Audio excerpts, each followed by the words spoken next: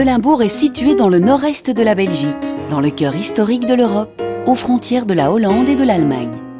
Le Limbourg est la province la plus verte et la plus calme de la région flamande. Le tourisme y est une activité économique majeure. Les 800 000 habitants accueillent plus de 2 millions de touristes chaque année. Ici, le bien connu réseau Véloroute fut inventé. Hasselt est le chef-lieu du Limbourg, une petite ville agréable et à taille humaine.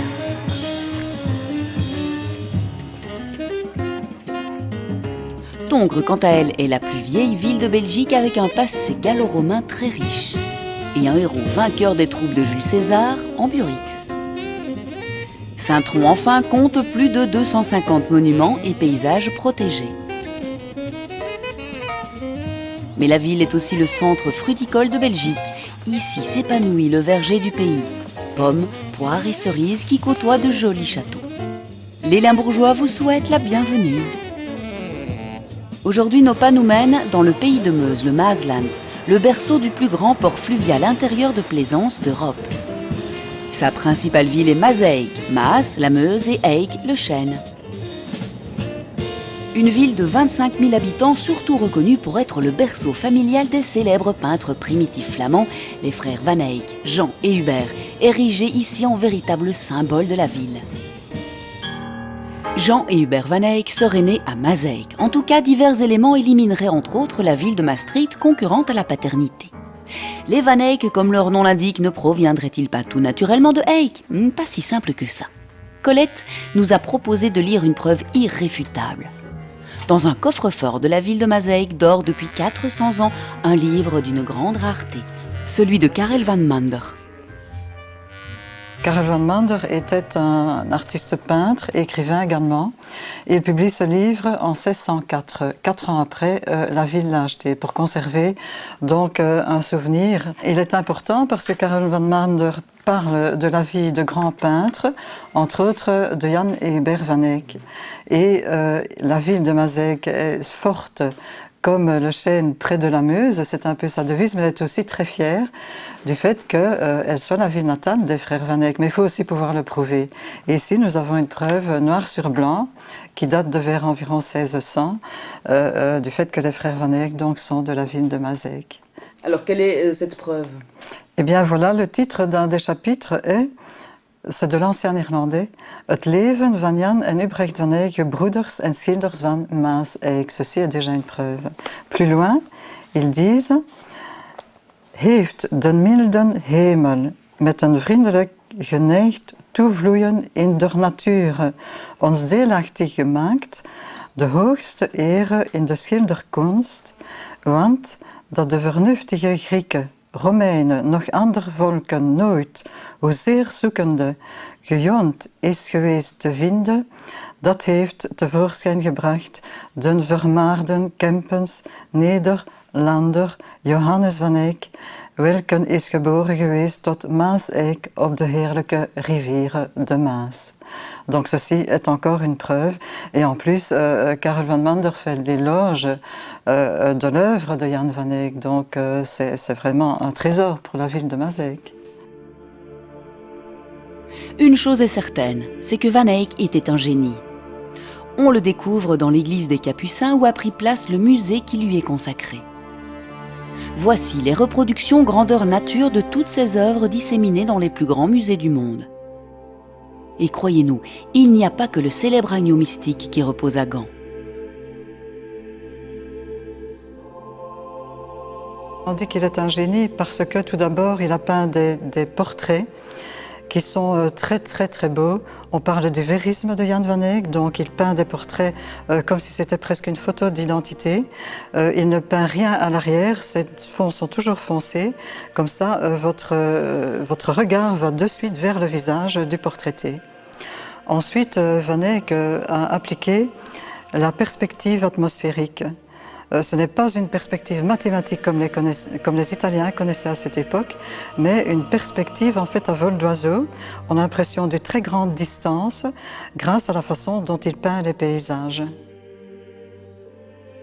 Ensuite, il a peint des grisailles Et là, c'est un très très grand pas en avant à cette époque-là, car il peint une statue presque en relief, disons, sur une surface plate.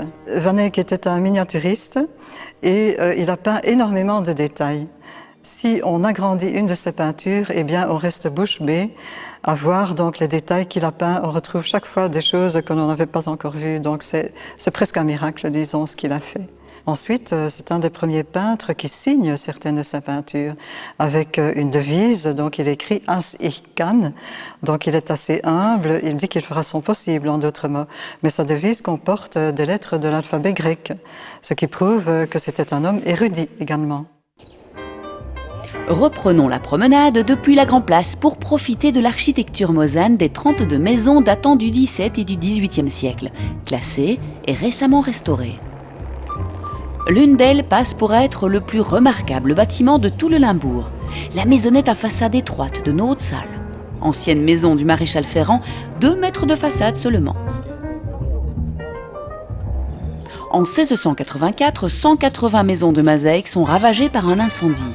Les maisons de bois et de colombage seront remplacées par des maisons de pierre et le style mosan naît alors. La caractéristique principale du style mosan, c'est l'horizontalisme.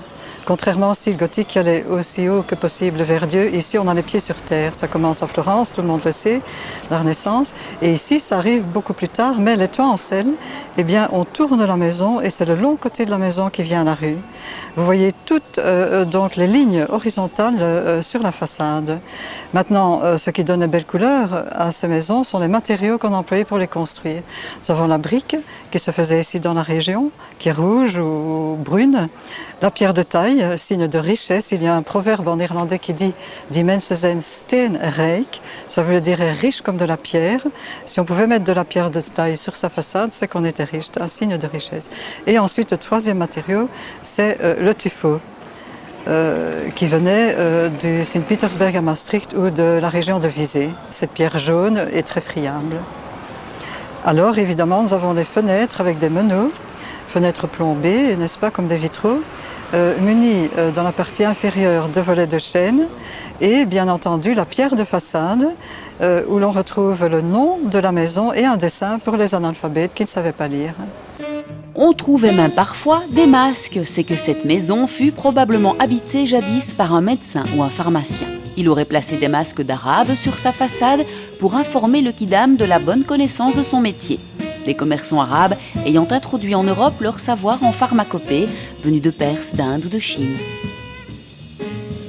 Si les maisons de la Grand Place furent parfois construites pour de riches bateliers, c'est que la proximité de la Meuse développa le commerce de la région. Pour preuve, la maison des Lombards, venus de Lombardie en Italie du Nord, ils furent les premiers banquiers de cette région. L'eau fut ici, et depuis toujours, un élément économique important pour le commerce et aujourd'hui le tourisme. Savez-vous ce que l'on dit? Comme une femme frivole, la Meuse change tout le temps de lit. Sur plus de 25 km, une quinzaine de petits ports s'égrènent pour le bonheur des plaisanciers.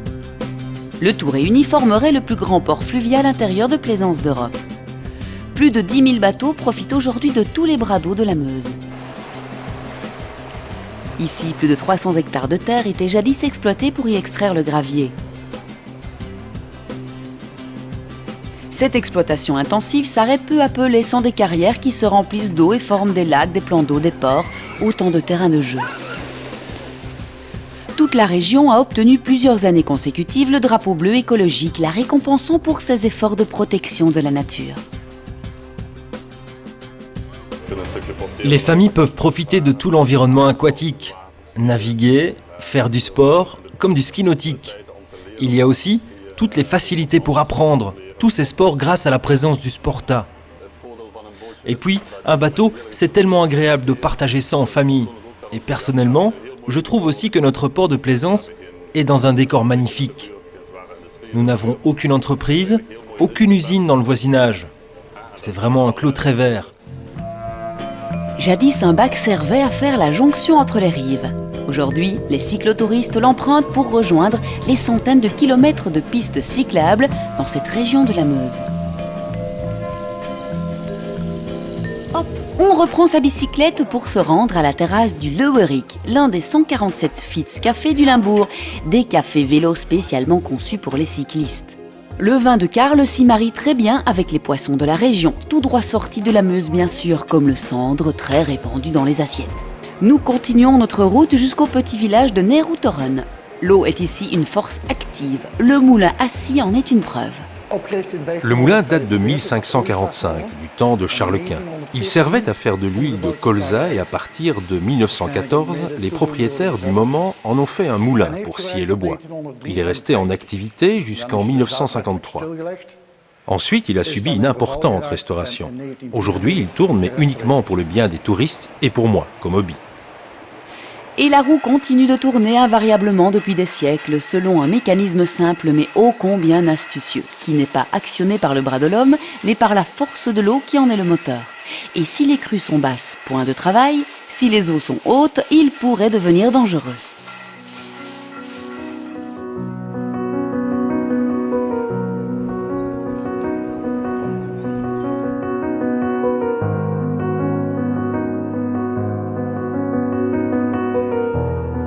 À Oppoeteren nous attend la jolie église Saint-Denis, dont les fonts baptismaux datent du XIIe siècle. Juste en face, un autre moulin typique. Mais on trouve surtout à Oppoeteren et Neerouteren une grande spécialité, la myrtille. Celle d'ici est cultivée et donc plus grosse que celle cueillie dans les bois. Tant mieux, nous en aurons davantage sur les tartes à la pâte brisée. Et c'est une bonne bière toujours à la myrtille que l'on déguste en accompagnement.